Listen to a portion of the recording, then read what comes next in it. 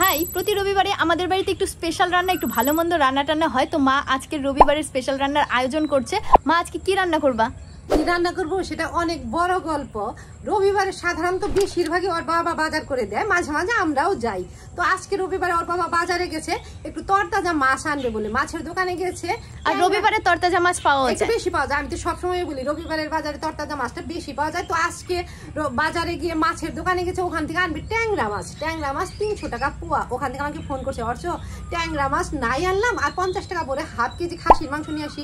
ঠিক আছে, তোমাদের ইচ্ছা নিয়ে আসো। হাফ কেজি খাসির মাংস নিয়ে আসছে। আর যখন বাজার থেকে আসছে অনেক রোদ, আমি বললাম এই এত রোদে আমি খাসি মাংস রান্না করতে পারবো না, মাংসটা আমি ফ্রিজে রেখে দিই, তারপরে কালকে সকালে করে দেবো কিংবা রাতে করে দেবো। রাতে তো প্রায় রাতে আমাদের এখানে অল্প বৃষ্টি হয়।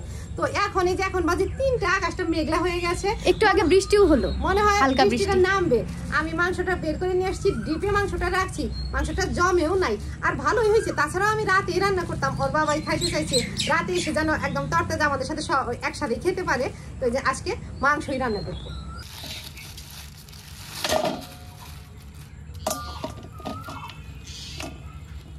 যখন মাংসটা বাজার থেকে নিয়ে আসছে, আমি তো প্লাস্টিক থেকে নামাই নাই, তবে এখানে হাফ কেজি মাংস না, এর চাইতে একটু বেশি আছে। মনে হয় কি হয়েছে, ওই হাফ কেজি আনতে যায় 700 750 টাকা কেজি, 500 টাকা দিছে, 500 টাকারই মনে হয় মাংস নিয়ে আসছে, আমাকে আর বলেও নাই। পিসগুলো খুব ভালো ভালো। আর মেয়ে তো খুব খাসির তেল খেতে পছন্দ করে, যে মেয়ের বাবাও মাংস আনতে গেলে তেলও নিয়ে আসে। এখান থেকে মাংসটা তাড়াতাড়ি ধুয়ে নেই, গুড়ি গুড়ি বৃষ্টি পড়ছে আর ঠাটাও পড়তেছে। ঠাটা বললে আমার খুব ভয় করে, আবার না ঠাঠা বলে ফেললাম। আমার ঠাকুমা ঠাঠা বলতো, আমিও তাই বলি। মেয়ে বলে ঠাঠা বলো কেন? ওটার নাম হলো কি, বজ্রপাত হইতেছে, বাজ পড়ছে।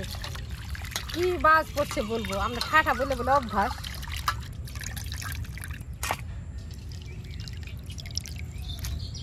এখন তো যে কোনো মাংসের দোকানে, মুরগির মাংস বলো খাসির মাংস বলো, সব দোকানে একদম পরিষ্কারভাবে মাংস টাংস কেটে দেয়।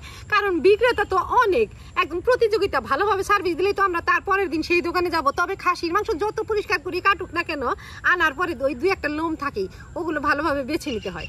এখন তো আমরা মাংস রান্না করতে গেলে এই রেগুলার মশলার পাশাপাশি টক দই, কাসুরি মেথি, টমেটো বাটা, মানে সব কিছু দিয়ে স্পেশাল করে রান্না করি। তবে আমার মা সবসময় মাংস একদম প্লেন ভাবে রান্না করে, মশলা দিয়ে আদা রসুন পেঁয়াজ লঙ্কার গুঁড়ো ধনের গুঁড়ো জিরে এসব দিয়ে রান্না করে, সেটা খেতেও খুব ভালো লাগে, ঝোলটাও ভালো লাগে।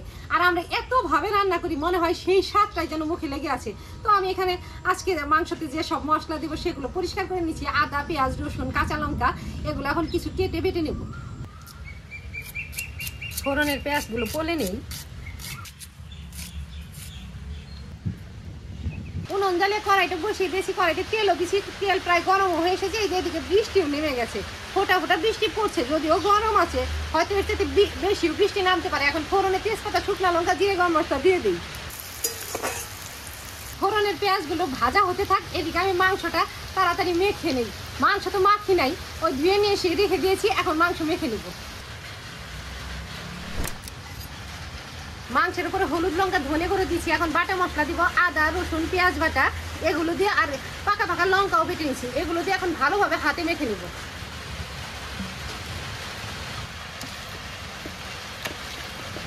মাংসটা হাত দিয়ে মেখে নিলাম। এদিকে কড়াইয়ে পেঁয়াজ ভাজা হয়ে গেছে, এখন মাংসটা ঢেলে দিব।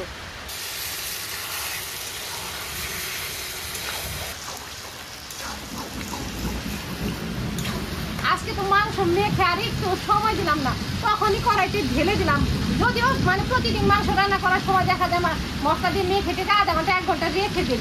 তবে আগে আমার মা ঠাকুমা মাংস মেখে কোনোদিনই রাখার সময় পেত না। বাজার থেকে আনার সাথে সাথে বা যদি গ্রামে কাটা হতো ভাগা আনার সাথে সাথে রান্না বসে কিন্তু আমরা হাত করে থাকতাম, কখন মাংস কষানো হবে, রান্না হবে, খাবো। খাসির মাংস বলে কথা, খাসির মাংস বাড়িতে আনলে তো উৎসব শুরু হয়ে যেত। আর এখন তো তা না, এখন তো বাচ্চারা মানে হরও খায়, অতটা মাংস সবকিছু ভালো মন্দের প্রতি অতটা লোভ নাই। আর আমরা খাসির মাংস আগে খেতাম 3-4 মাস পর।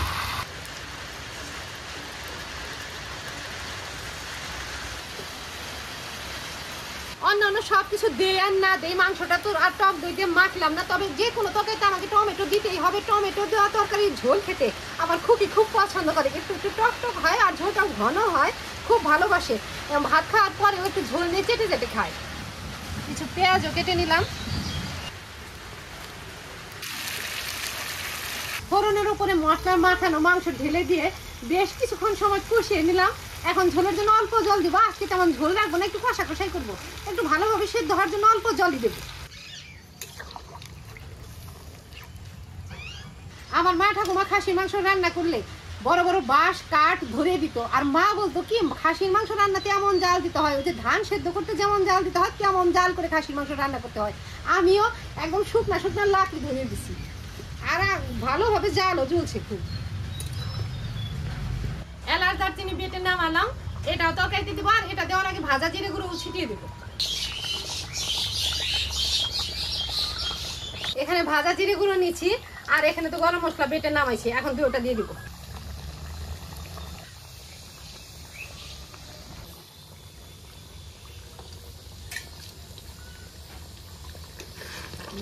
মিশিয়ে দিই, আর জাল দিব না, উনুনে যতটুকু আঁচ আছে ওতেই হয়ে যাবে। খাসির মাংস তো প্রতিবার খাওয়ার আগে একটু গরম করে নিতে হয়, তেল জমে যায়। আমিও তাই আজকে আর গামলাতে ঢেলে দেবো না, কড়াইতেই থাকবে, আবার রাতে খাওয়ার সময় একটু গরম করে নিতে হবে।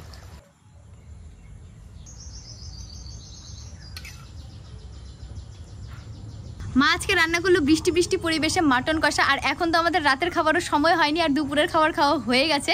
এর জন্য মাটন কষা মা মেয়েতে এমনি এমনি খাচ্ছি, সুদা সুদা। এমনিতে মাটন কষা এমনি এমনি খেতেও ভালো লাগে, এমনি এমনি খেতে বেশি ভালো লাগে। ঝোল রান্না করলেও কষা থেকে দু এক টুকরা রেখে দিলেই ভালো। তো প্রতিদিন তো রাখা হয় না, যদি অল্প অর্ধেক মাংস আনা হয় তবে কষানো মাংসটা অতটা খাওয়া হয় না, তবে একটু বেশি মাংস আনলে কষানো মাংস দু এক টুকরা মেয়েকে খাওয়ানোর চেষ্টা করি। তো আজকে তো কষা কষা করে রান্না করছি, মূলত মাটন কষাই, বললাম যে দু এক টুকরা খেয়ে নে, একটু ঝাল হয়েছে, রাতে ভাত দিয়ে খাবি। ভালো হয়েছে, সেই স্বাদ হয়েছে, একটু ঝাল হয়েছে, তুমি খায় দেখো।